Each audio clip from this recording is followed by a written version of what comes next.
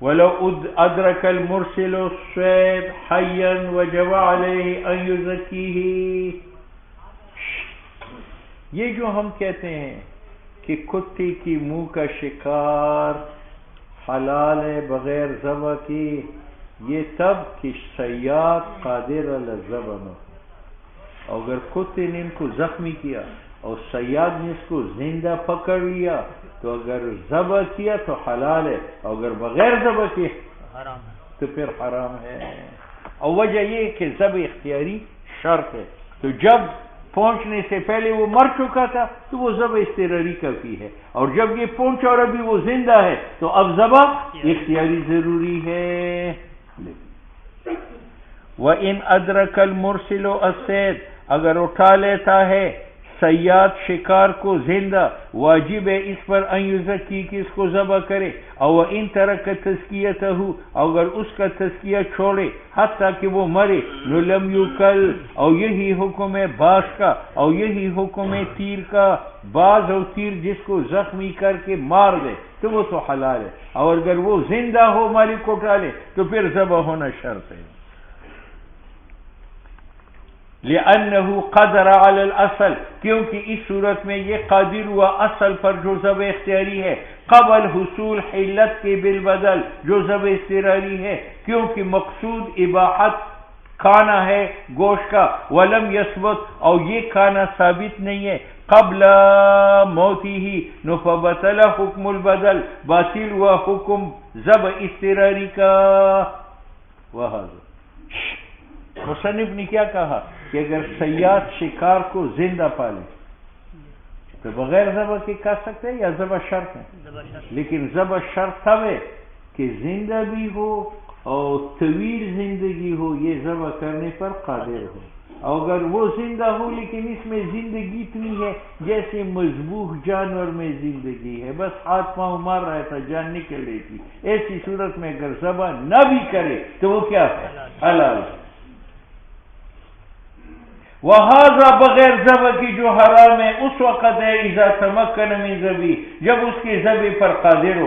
اور اما اذا وقع فی یدہ، اگر وہ شکار اس کے ہاتھ میں واقع ہو، ولم یتمکن من ذبح، اور اس کی ذبح پر وہ قادر نہ ہو، وفیہ من الحیات فوق ما یکون فی المذبوح، اور مذبوح سے زیادہ زندگی ہو، لم یکل فی ظاہر روایت، اس نے سستی کی جلدی ذبح کرتا. اور امام ابو حنیفہ امام یوسف سے یہ ہے کہ وہ حلال ہے، یہ قول امام شافعی کا، کیونکہ یہ قادر نہیں ہے علی الاصل ذبح اختیاری پر.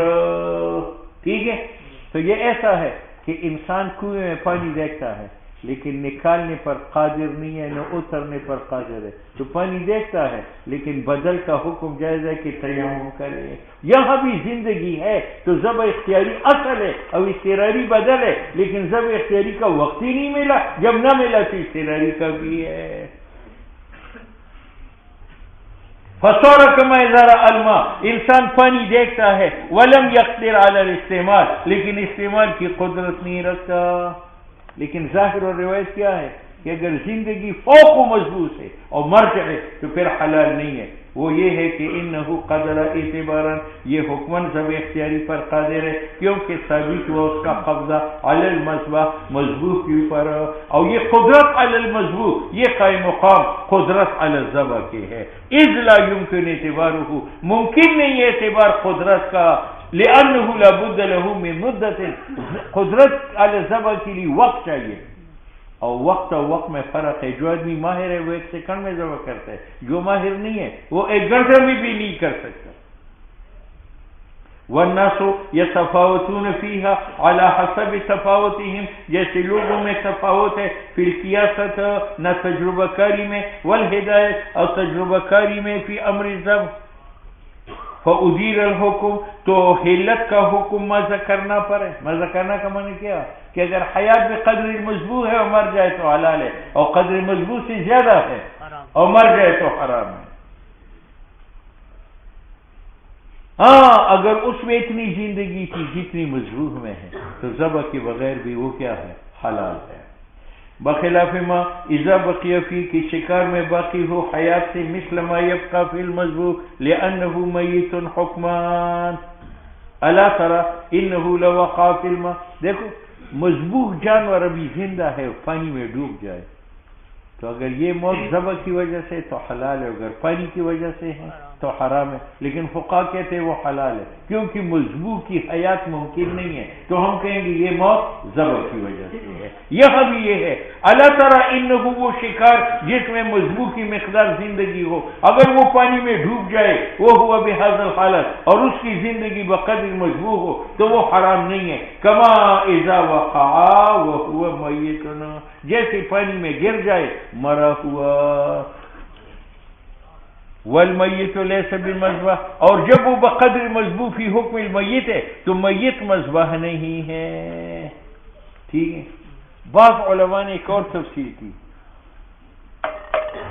کتے نے جانور کو زخمی کی اور اس میں حیات بقدر مذبوح ہے اور اس نے ذبح نہیں کیا، تو فقہا کہتے کیوں ذبح نہیں کیا؟ اس کے پاس چاقو نہیں تھا، یا چاقو تھا لیکن وقت تھوڑا تھا، اگر چاقو نہیں تھا تو حرام ہے، جب یہ شکار کے لیے جاتے چاقو کیوں ساتھ نہیں لیتے؟ اور اگر چاقو تھا لیکن اس لیے ذبح نہیں کیا کہ وقت کم تھا تو پھر کیا ہے؟ حلال ہے۔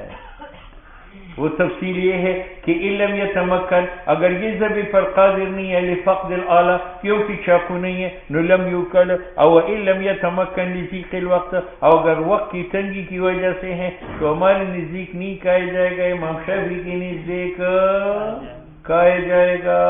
یہ ہماری دلیل ہے، لأنہ جانور جب میرے ہاتھ میں آئے لم یبق صیدن تو وہ اب شکار نہیں ہے، تو باطل ہوا حکم زکوٰۃ اضطرار کا، اختیاری شرط ہے، لیکن یہ کب؟ اذا کان یتوہم بقاؤہ، جب اس شکار کی بقا ممکن ہو تو ذبح کے بغیر جائز نہیں۔ اور اگر کتے نے اس کا پیٹ پاڑا، یہ اس کا سر کاٹا ہے اور وہ تڑپ رہا ہے تو مولوی سے بغیر ذبح کے مر جائے، پھر بھی وہ کیا ہے؟ وہ حلال ہے۔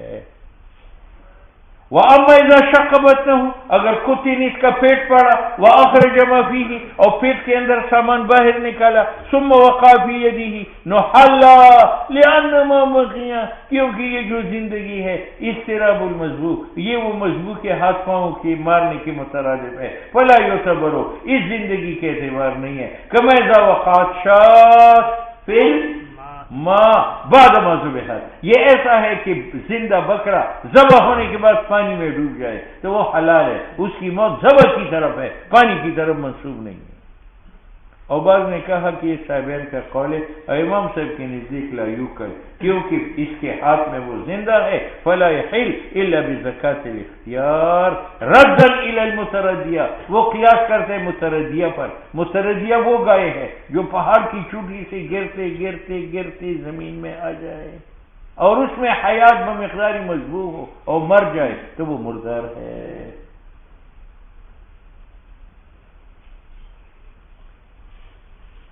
وَهَذَا الَّذِي ذَكَرْنَا إِذَا تَرَكَ التَّزْكِيَةَ فَلَوْ أَنَّهُ زَكَّى، اگر اس نے ذبح کیا نُحَلَّ أَكْلُهُ عِنْدَ بَوَجِهِ، اور یہی حکم ہے متردیہ کا۔ ایک گائے پہاڑ سے گری اور آپ نے ذبح کیا تو حلال ہے، اور ذبح کے بغیر مری تو مردار ہے۔ وَالنَّتِيهَا، ایک گائے نے دوسرے کو سینگ ماری، آپ نے ذبح کی تو حلال ہے، اور اگر سینگ سے مر گئی تو وہ حرام ہے۔ وَالْمَوْقُوذ،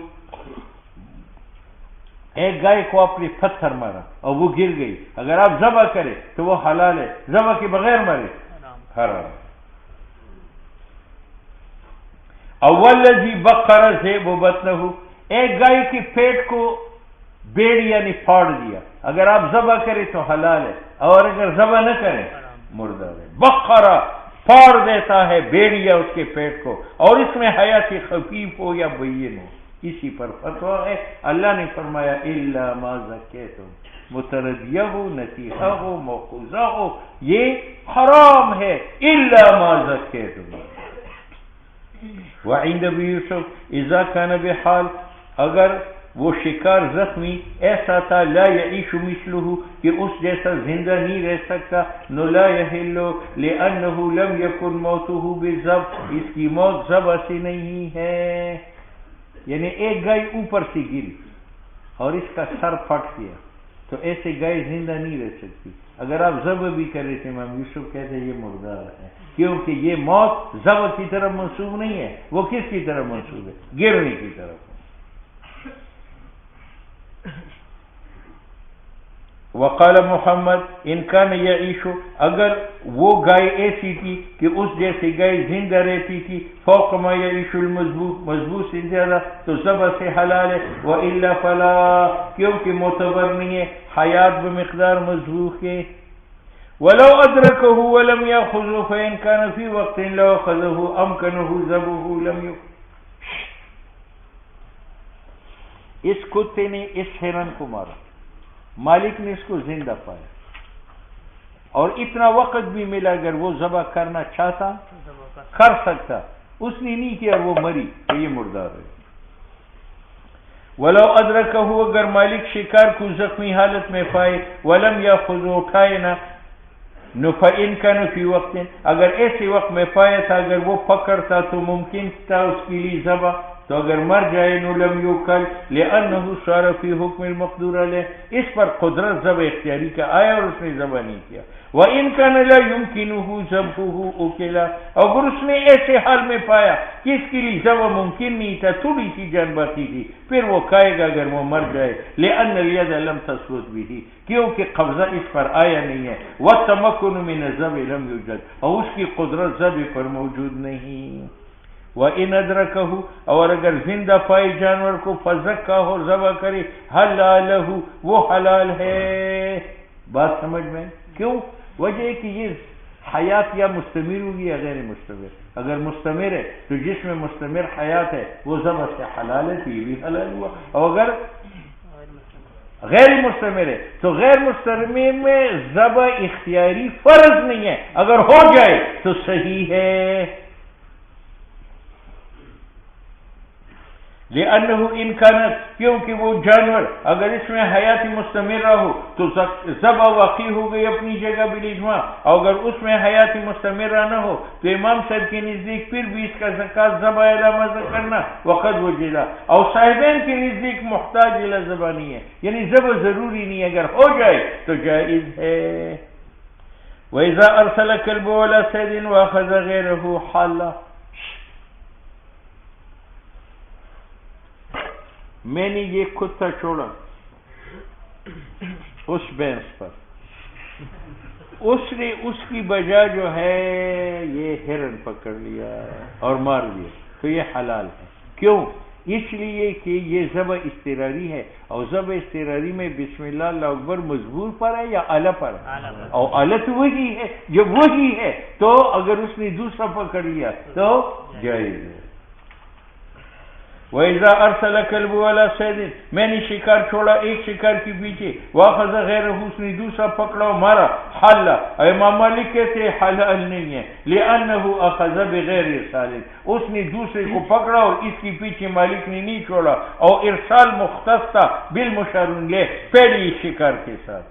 اور ہم کہتے ہیں یہ شرط غیر مفید ہے کہ کتے کو ہم یہ کہیں کہ جو میں بتاؤں وہ پکڑے، جو میں نہ بتاؤں وہ، یہ تو تعلیم بات آتی نہیں ہے.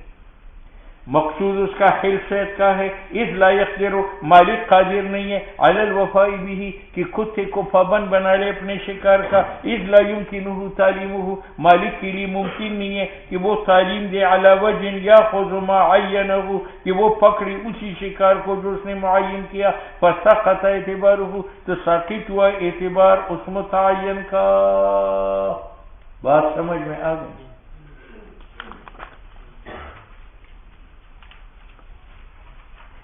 اچھا جی. ولو ارسله على صيد كثير، وای کورتزی کیرتزی. اچھا جی، سنو بھائی، میں نے بسم اللہ اللہ اکبر کہہ کر اس کتے کو ان 4 ہرنیوں کے پیچھے چھوڑا، اور اس نے اس کو بھی مار ڈالا، اس کو بھی، اس کو بھی، اس کو بھی، تو یہ سب حلال ہے. کیوں؟ اس لیے کہ یہ اگرچہ متعدد ہے اور بسم اللہ ایک ہے، لیکن بسم اللہ میں نے ان پر پڑھی ہے یا اعلیٰ پر پڑھی ہے، اور اعلیٰ ایک ہے تو ایک بسم اللہ کافی ہے. ولو ارسلہ علی صید کثیر، اگر میں کتا چھوڑوں کئی ہرنیوں کے پیچھے، وسمى مرۃ واحدۃ، اور ایک بار بسم اللہ پڑھو حالت ارسال چھوڑتے وقت، فلو قتل الکل، اگر وہ سب قتل کرے اس ایک تسمیہ سے تو وہ جائز ہے، لأن الذبح یقع بالارسال، ذبح کتا چھوڑتے وقت حاصل ہے، یہی وجہ ہے کہ شرط تسمیہ ارسال کے وقت، اور والفعل، اور ارسال جو ہے وہ واحد ہے، فتکفیہ تسمیۃ واحدہ، تو ایک بسم اللہ اس کے لیے کافی ہے، بخلاف ایک دنبا یہ ہے، ایک دنبا یہ ہے، میں نے ایک بار بسم اللہ اللہ اکبر پڑھ کر ایک بسم اللہ سے دونوں ذبح کیا، تو یہ غلط ہے، کیونکہ یہ ذبح اختیاری ہے، اور ذبح اختیاری میں تسمیہ آلہ چھری پر ہے یا مضبوط پر ہے، اور مضبوط دو ہے اور بسم اللہ ایک ہے، لہذا دوسرا حرام ہے، بخلاف ذبح شاتین بتسمیۃ واحدہ، لأن الثانیہ، کیونکہ شاتی ثانی وہ مسبوبنی بفعلنا اس ذبح کے ساتھ جو غیر ذبح اول کے، نو لابدی ہے من تسمیۃ اخرى، ہاں ایک بکرا یہ ہے، ایک بکرا یہ ہے، اس کو میں نے اس کے اوپر لٹایا، ان کی گلوں کو ملایا اور بسم اللہ اللہ اکبر بیک وقت ذبح کیا، پھر وہ کیا ہے؟ حلال ہے، حتی لو ازجع احداہما فوق الاخرى، اگر ایک کو لیٹائی دوسری کے اوپر، وذبحہما بمرۃ واحدہ، اور ایک بار ذبح کری تو تحلان وہ حلال ہے بتسمیۃ واحدہ، ومن، یہ میرا کتا ہے، میں نے اس ہرن کی پیچھے چھوڑا، اب بجائے اس کے کہ یہ دوڑ کر اس کو پکڑے، اس نے دوڑ کر ایک بوٹی میں چھپ گیا، اور چھپنے کے بعد جا کر اس نے ہرن کو پکڑ لیا، تو یہ حلال ہے، کیوں؟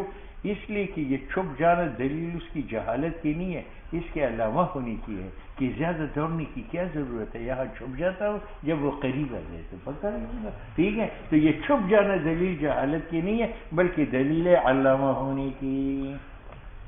ومن ارسل فہدا، میں نے چیتا بھیجا، فکمنا، وہ چھپ کیا، حتی یتمکنا، حتی کہ شکار پکڑنے پر قادر ہوا، پھر شکار کو پکڑا، پس اس کو مار ڈالا، یوں کرو، لأن مقصد ذالک، یہ جو چھپ کیا ہے یہ حیلۃ منہ للصید، یہ حیلہ ہے شکار پکڑنے کا، لا استراحۃ، آرام کرنے کے لیے نہیں بیٹھا، فلا یقطع الارسال، اس چھپ جانے سے میرا ارسال ختم نہیں ہوتا، وکذا الکلب اذا اعتاد عادته، اور یہی حکم ہے کتے کا، جب چھپ جانا عادت بنا لے، کتے کو میں چھوڑتا ہے وہ چھپتا ہے، چھپنے کے بعد شکار پکڑتا ہے مارتا ہے تو وہ حلال ہے۔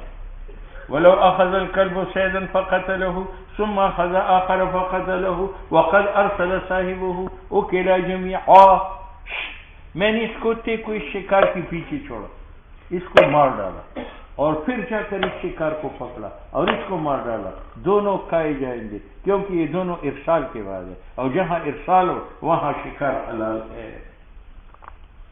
ولو اخذ الكلب صيدا، کتے نے شکار پکڑا، اس کو مار ڈالا، پھر پکڑا ایک اور شکار، اس کو مار ڈالا، اور مالک نے اس کو چھوڑا، اکلا جميعا، دونوں کھائے جائیں گے، لأن الارسال قائم، مالک کا جو ارسال ہے وہ موجود ہے، لم ينقطع، منسوخ نہیں ہے، اور یہ بمنزلت ما، یہ ایسا ہے، میں نے اس شکار کو تیر مارا، تیر سے نکل کر اس کو لگا، تو مولی صاحب یہ بھی حلال ہے اور یہ بھی حلال ہے۔ بمنزلت مال اور رما سہمن، میں نے تیر مارے لا سیدن، ایک شکار کو، فاصاب اس کو لگا، واصاب آخرا، اور دوسرے کو بھی لگا، تو دونوں حلال ہیں۔ ولو قتل الاول فجسم علیہ طویلا من النہار، میں نے اس کتے کو اس شکار کی پیچھے چھوڑا، کتے نے اس کو پکڑ کر مار ڈالا، اور وہاں کتا بیٹھ گیا، وہ بیٹھا ہوا تھا کہ شکار کا گزر ہوا، کتے نے اس کو بھی مار ڈالا، یہ دوسرا حرام ہے، کیونکہ اس کے بیٹھ جانے سے میرا ارسال ختم ہوا، تو یہ دوسرا شکار بغیر ارسال کے ہے، اور بغیر ارسال کے شکار مردار ہے، ٹھیک ہے۔ ولو قتل الاول، اگر شکار اول کو قتل کیا، فجسم علیہ بیٹھ گیا وہاں زمانے طویل تک دن سے، ثم مر به صید آخر، ایک اور شکار گزرا، فقتلہ، لا یوکل الثانی لانقطاع الارسال، کیونکہ ارسال منسوخ ہوا بمقصد کے بیٹھنے کے ساتھ، اذ لم یکن ذالک، یہ بیٹھ جانا ہیلا نہیں ہے کتے کا، للاخذ دوسرے شکار پکڑنے کا، وانما کان استراحۃ، یہ بیٹھ جانا راحت حاصل کرنے کے لیے تھا۔ ولو ارسل بازیہ المعلم علی صید فوقع علی شیء ثم اتبع الصید فاخذہ وقتلہ، میں نے باز کو چھوڑا پرندے کی پیچھے، باز جا کر ایک شاخ پر بیٹھا اور بیٹھنے کے بعد جا کر اس نے شکار کو پکڑ لیا تو وہ شکار حلال ہے۔ یہ بیٹھ جانا دلیل اس کی جہالت کی نہیں ہے۔